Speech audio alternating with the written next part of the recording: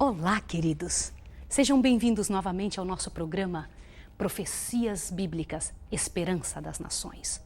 Louvado seja o nome de Deus que não nos permite permanecermos enganados.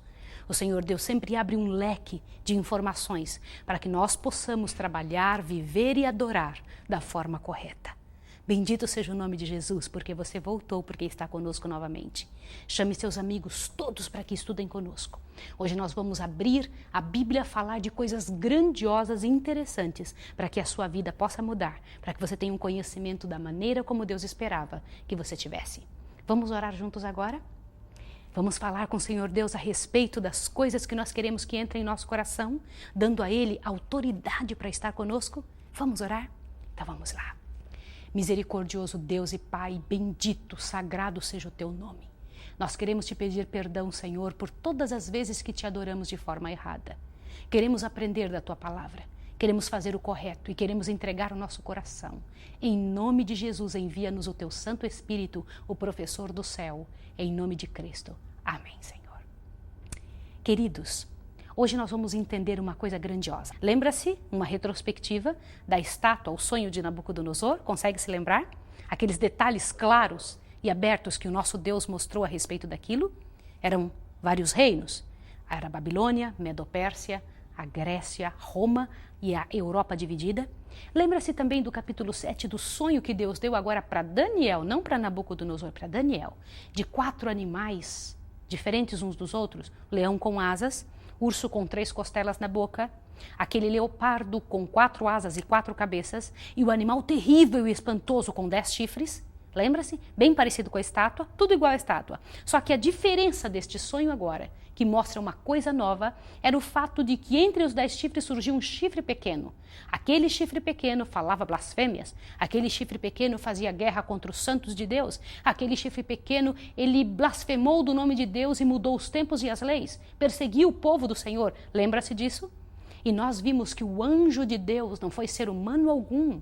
O anjo do Senhor disse que aquele quarto animal era o quarto reino da terra, e o quarto reino da terra, queridos, foi com certeza absoluta Roma, dos Césares, e que do meio dos 10 chifres, dos quais um deles ali, entre eles, havia surgido um, lembra?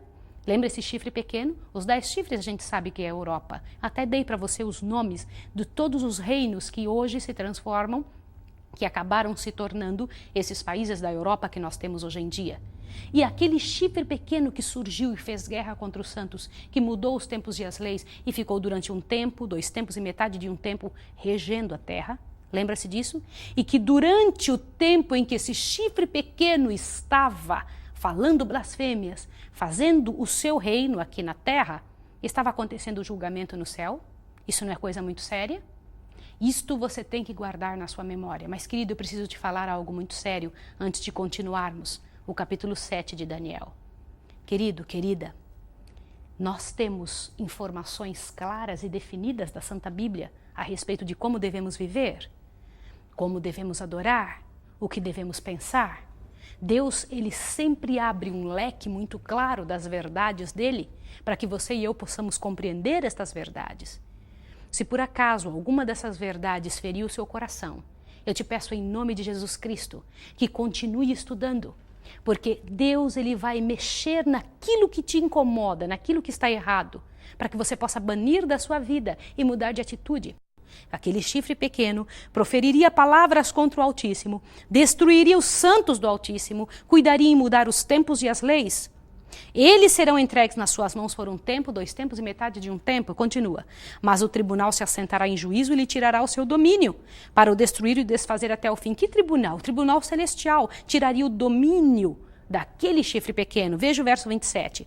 O reino e o domínio e a majestade dos reinos debaixo de todo o céu serão entregues ao povo dos santos do Altíssimo. Bendito seja o nome de Deus, louvado seja o nome de Jesus Cristo. Nós fazemos parte desse povo. Todas as pessoas que procurarem saber a verdade, que entenderem a verdade e procurarem obedecer e obedecerem, tiverem ao poder de Deus, porque na verdade, deixa eu lhe dizer uma coisa, o Senhor Jesus não é somente salvação, ele também é o poder de Deus, isso é bíblico. Se o Senhor Deus nos salva, Ele nos dá poder para viver de acordo com as normas que Ele estabeleceu para que vivêssemos. E devemos andar como Ele andou. Jesus é o nosso exemplo de conduta, de testemunho de vida. Você tem que pensar nisso, queridos. Tem que haver mudança na nossa maneira de ser. Continua. O seu reino será um reino eterno. Lembra da pedra? Lembra da pedra que bateu no pé da estátua? O seu reino será um reino eterno e todos os domínios lhe servirão e lhe obedecerão. Aqui findou o assunto, verso 28 que eu estou lendo do capítulo 7. Quanto a mim, Daniel, os meus pensamentos muito me espantaram e mudou-se em mim o meu semblante, mas guardei estas coisas em meu coração. Nós já vimos claramente quais são os reinos. Babilônia, Medo-Pérsia. Babilônia é o leão com asas. Medo-Pérsia é o urso com 3 costelas na boca. O leopardo, aquele com 4 asas e 4 cabeças, o Império Grego, ali Alexandre o Grande. Nós já vimos também que aquele animal terrível e espantoso é o 4º reino na terra, dito pela boca do anjo. O 4º reino é Roma, Roma pagã. E depois nós vimos o chifre pequeno surgindo entre os 10 países que surgiram de Roma. Ela foi desmembrada exatamente como o anjo explicou. Aquele chifre pequeno é a Roma papal, o único poder que perseguiu os santos e que mudou os tempos e as leis e continuou vivendo por um tempo, 2 tempos e metade de um tempo. Mas antes de estudarmos o que é um tempo, 2 tempos e metade de um tempo, é preciso que você compreenda uma verdade muito clara com relação ao santuário de Deus. Eu preciso que você tome muita atenção nesse momento. Você sabia, eu venho falando desde o início que Deus morou entre os homens. Sabia que Deus teve uma casa aqui? Se você fosse buscar uma casa para você morar, como seria esta casa? Quantos quartos você imagina que precisaria para a quantidade de filhos que você possui, para a quantidade de pessoas que você quer receber na sua casa? Deus, quando veio morar entre nós, a casa dele tinha somente 2 cômodos. Só 2? Só 2 cômodos. Você fala, não, mas ele vivia sozinho e íamos milhares de anjos. E o poder que Deus tem e a capacidade, e ele é dono de tudo, não é? Ele é tão rico, poderia ter feito uma casa imensa. Eu me lembro uma vez, quando eu morava num outro país, que eu fui levada numa casa que morava só um casal de velhinhos. E a casa deles tinha 42 quartos. Você já pensou algo assim? Era uma grande mansão. Mas, queridos, Deus, o Deus eterno, tinha uma casa com 2 cômodos somente e um quintal. Gravou isso? Eu quero que você grave esse detalhe. Agora, se a casa de Deus tinha só 2 cômodos, os nossos aqui chamam sala de estar, sala de jantar, quarto, cozinha, como eram chamados os cômodos da casa de Deus? Lugar santo, lugar santíssimo. Simples assim. Fácil de você gravar, não é? Existia o lugar santo e lugar santíssimo. E o quintal Deus chamava de pátio. Tá bom? A parte de fora. Tá claro? Fácil, não é? Onde eu encontro essas informações? Estão lá no Velho Testamento em Levítico, porque Deus deu claramente esta ordem para Moisés. Agora, eu quero que você comece em Êxodo, porque Deus fala disso com detalhes muito claros, cada um deles de como ele queria que fosse feita a casa dele. Vai na sua Bíblia, abre junto comigo, nós precisamos ver esses detalhes todos. Vamos lá. Êxodo 25, tá bom? Êxodo 25, abriu? Vamos ler juntos agora, Êxodo 25. Olha que interessante que Deus fala do verso 1 em diante, diz assim: Então disse o Senhor a Moisés, fala aos filhos de Israel que me tragam uma oferta. De todo homem cujo coração se mover voluntariamente, dele tomareis a minha oferta. Essa é a oferta que recebereis deles: ouro, prata, bronze, estofo azul, púrpura, carmesim, linho fino, pelos de cabras. Veja o que mais: peles de carneiros, tinta de vermelho, peles de animais marinhos, madeira de acácia, azeite para a luz, especiaria para o óleo da unção e para incenso aromático, pedra de ônix, pedra de engaste para estola sacerdotal para peitoral. Para que Deus queria tudo isso? Dê uma olhada no versinho 8 do capítulo 25 de Êxodo. E me farão um santuário para quê? Para que eu habite no meio deles, conforme tudo que eu mostrar para modelo do tabernáculo e para modelo de todos os seus móveis, assim os fareis. Olha que interessante. Deus havia dado modelo para Moisés de como deveria ser construído. E ele ainda disse móveis. Que móveis deveria ter dentro da casa? Eu vou explicar para você de forma bem fácil, nunca mais você vai esquecer. Lembra, a casa de Deus tinha só 2 cômodos e um pátio, um quintal fora, tá bem? Como é que funcionava isso? Grava na sua mente agora. No pátio tinha só 2 móveis. Nos pátios da nossa casa, nos nossos quintais, a gente coloca cadeiras, coloca ali plantas e uma série de coisas. Na casa de Deus, ele pediu só 2 móveis. Quais eram os 2? O altar de sacrifícios, tá bem? Gravou? E uma pia com água. Só isso. Isso ficava na parte da frente. Assim que se olhava para o santuário, se via, a primeira coisa que se via no pátio era o altar de sacrifícios. Depois se via a pia com água. Para que servia? Logo, logo eu vou te explicar. E dentro da casa de Deus, a casa propriamente dita, lembram? Eram 2 compartimentos, lugar santo e lugar santíssimo. No lugar santo, que móveis é que era para existir? Deus que deu as instruções. Eram só 3 móveis. Na parte de fora, 2. Na primeira parte de dentro, 3. Olha que interessante. Presta atenção. A parte de dentro tinha só uma mesa. Toda casa precisa de uma mesa. Em cima dessa mesa tinha que ter 12 pães sem fermento. Pães asmos, 12. Por que 12? Já já você vai entender. E haviam também ali alguns instrumentos dos quais eram precisos usar como garfos. Haviam ali alguns instrumentos para trabalhar e mover-se dentro da casa de Deus. Em frente daquela mesa, do outro lado, na outra parede de tecido, havia um candelabro. Toda casa precisa de luz. O candelabro tinha 7 lâmpadas. E dali, para separar um cômodo do outro, tinha uma cortina. Não tinha paredes, era uma cortina para separar um lugar do outro. E em frente à cortina, veja, que de um lado tinha mesa, do outro lado tinha o candelabro com 7 lâmpadas. E na frente, antes de chegar no próximo compartimento, que era o lugar santíssimo, tinha uma outra arca. A arca ali era um altarzinho, um altar de incenso. Tá bem? Então eram só 3 móveis. A mesa, aqui desse lado, tinha o candelabro e em frente, vai de conta que eu estou entrando dentro da casa de Deus. Antes do próximo cômodo, em frente à cortina, tinha um altar de incenso. Já já você vai entender para que servia. Agora, quando você passa para o outro compartimento, o que existia lá? Lembre-se que no compartimento de fora tinha 2 móveis, o altar de holocaustos e a pia. Dentro do primeiro compartimento, que era aquele casa de Deus propriamente dito, lugar santo, tinha só a mesa, onde tinha aqueles pães, tinha o candelabro com 7 lâmpadas e na frente da cortina que separava um cômodo do outro, tinha o altar de incenso. E dentro do lugar santíssimo, o que tinha ali? Agora eu quero que você caminhe comigo lá para o lugar santíssimo, tá bem? Dentro do lugar santíssimo, quando você chegava lá dentro, tinha só um móvel. Aquele era o lugar principal. Por que santíssimo? Lá dentro daquele local estava a Arca do Concerto. Sabe aquilo que aparece nos filmes, que parece que Indiana Jones estava procurando a Arca Perdida? Este filme quer falar a respeito disso, dessa arca. Essa arca que um dia ainda vai ser encontrada. O Senhor Deus prometeu que seria encontrada. O que continha nessa arca? Agora preste toda a atenção que você puder.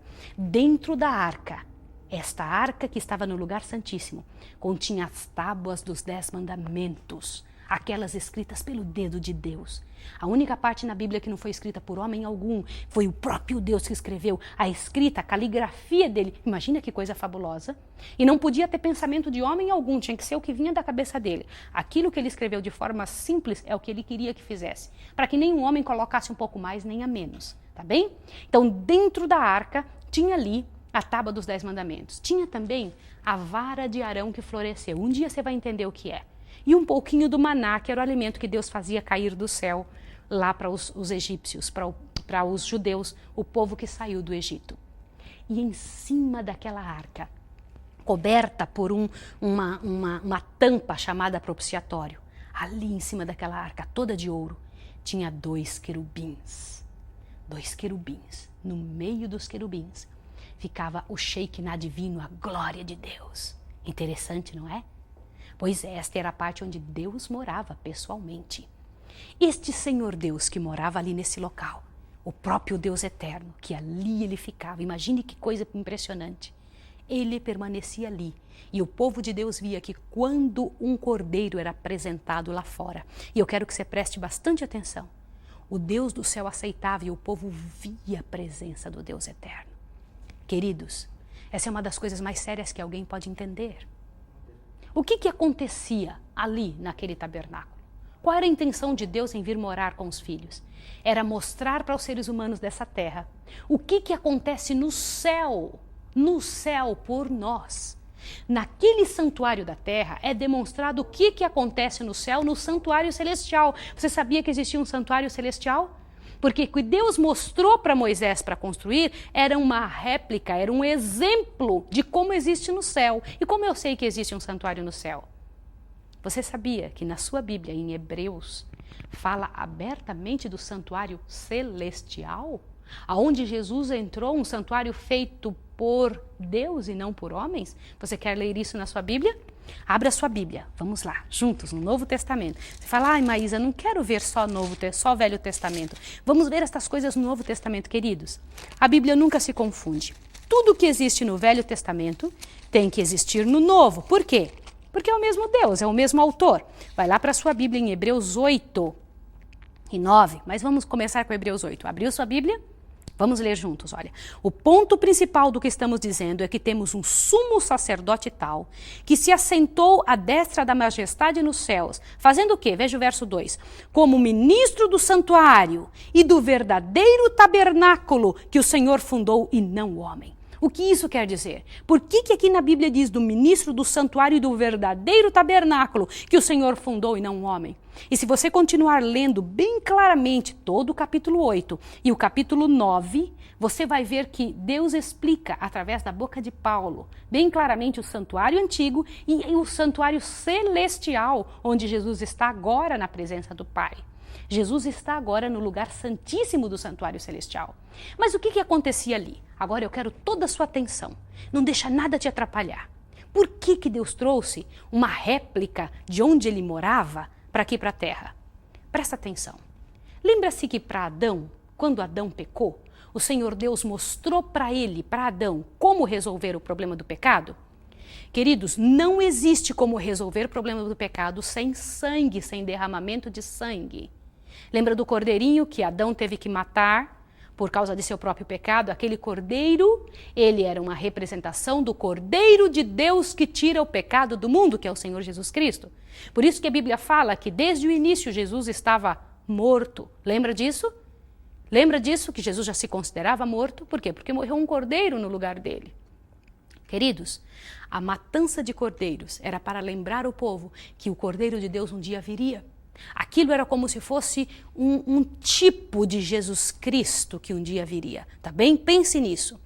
O povo de Israel foi instruído a pegar um cordeirinho e levar todas as vezes que pecava. A coisa funcionava assim. Eu sou a esposa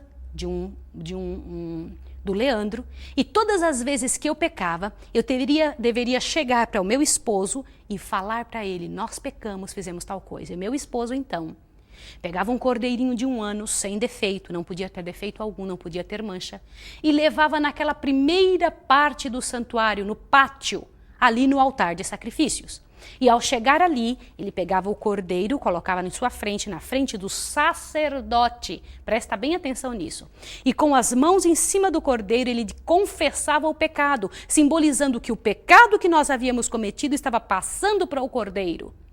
E então, o cordeiro era morto ali, no lugar de quem deveria morrer, que era quem pecou. Preste atenção, que coisa séria. Quem tinha pecado? A pessoa que estava levando o cordeiro, era eu que tinha pecado. No entanto, quem morria era o cordeiro no meu lugar, representando o Senhor Jesus Cristo, que morreu no lugar do homem.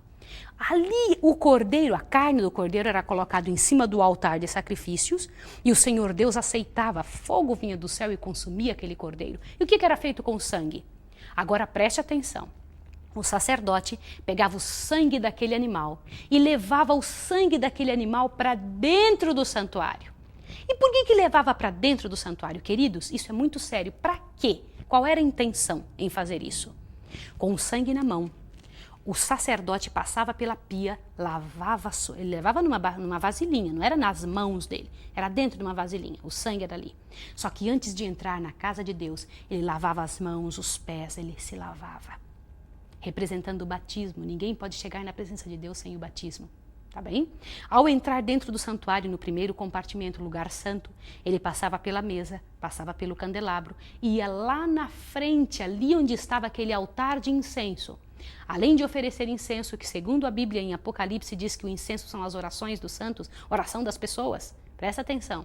Ele pegava aquele sangue do cordeiro que tinha sido morto lá fora e pegava e aspergia nas 4 pontas do altar. Ficava ali marcado que aquela pessoa lá fora tinha pedido perdão. E pegava um pouco do sangue, agora presta atenção nisso, e aspergia na cortina. Aquela cortina que separava um lugar do outro. Por que aspergia na cortina? Preste atenção nisso. Esta cortina representa os livros do céu onde estão registrados as nossas ações, o que nós fazemos e quando pedimos perdão perante o Senhor Deus do universo. Isso o sacerdote fazia continuamente, de manhã e de tarde.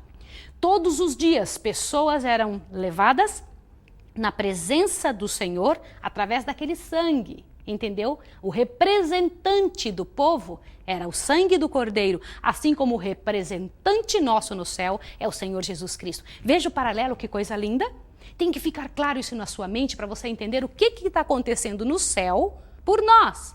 Meus queridos, toda esta revelação era Deus mostrando em audiovisuais para o povo o que acontecia no céu. Agora preste atenção, uma vez por ano acontecia algo fabuloso. Quando que era usado o lugar santíssimo, aquele lugar onde Deus ficava? Num dia só no ano, chamado dia da expiação, ou dia do juízo final. Aparecia um homem chamado sumo sacerdote. Este homem sumo sacerdote, ele vestia as roupas de sumo sacerdote, que eram roupas especiais.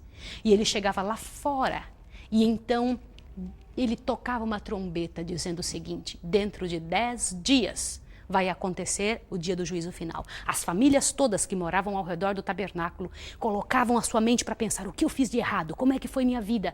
E então eles ficavam esperando no segundo dia a trombeta, terceiro dia na trombeta, lembrando o povo: o que vocês estão fazendo? Agora preste atenção. No dia da expiação, que era o 10º dia daquele 7º mês, o povo todo esperava o sumo sacerdote sair. Preste atenção agora. O sacerdote então se transformava agora no sumo sacerdote. E este sumo sacerdote mandava trazer um cordeiro para ele, para que ele oferecesse por ele e por sua família. Que cordeiro era esse? Ele sacrificava do mesmo jeito que o povo, pedindo perdão a Deus por ele e por sua família.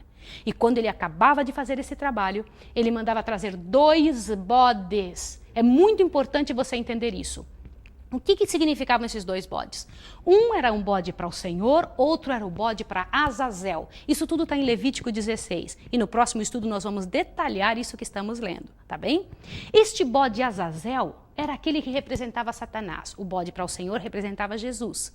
O que ele fazia então? Ele avisava o povo que nesse dia ia fazer a purificação do santuário e o povo todo. Por que o santuário precisava de purificação? Lembra daquele sangue que ficava na cortina? Lembra disso? Ficava ali marcado o pecado da pessoa. Lembra que o pecado da pessoa passava para o sangue do cordeiro? Tá lembrado disso? Isso é sério.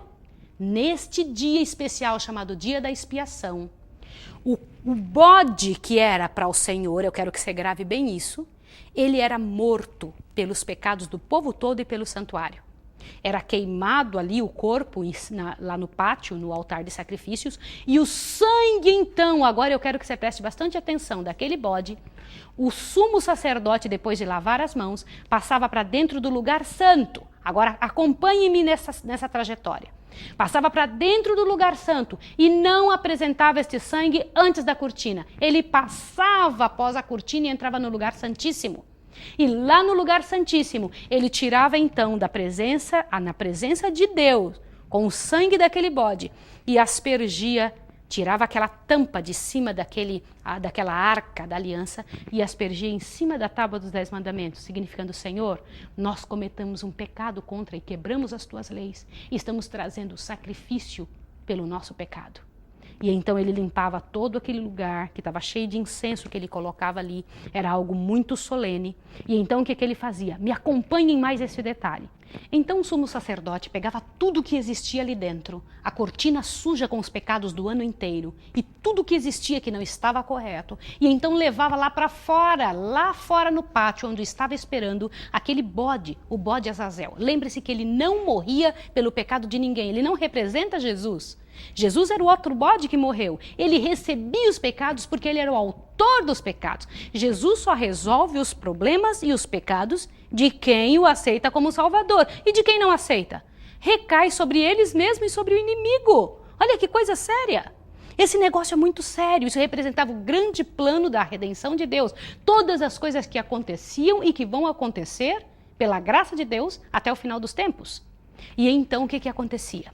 Se alguém não tivesse pedido perdão naquele dia, morria lá fora, representando o dia do juízo final, que o nosso sumo sacerdote, que é Jesus Cristo, nosso advogado, está perante o Pai resolvendo os nossos problemas. Mas no dia que ele disser está feito, quem não resolveu sua vida vai estar entre aqueles que vão morrer, como Satanás e seus anjos. Isso não é uma coisa muito séria?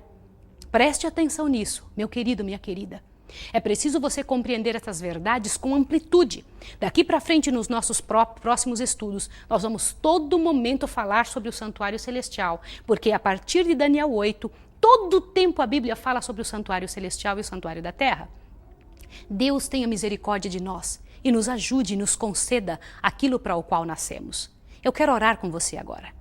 Quero pedir a Deus que te enche o coração e te fortaleça na graça e no poder do Senhor Jesus Cristo, que te conceda aquilo para o qual você nasceu, para glorificar o nome de Deus e ser vitorioso. Você nasceu para vitória. Vamos orar juntos agora? Misericordioso Deus e Pai que estás nos céus, bendito seja o teu nome por se interessar pela humanidade, Senhor, por ter vindo morar entre nós, por nos revelar o que acontece no céu.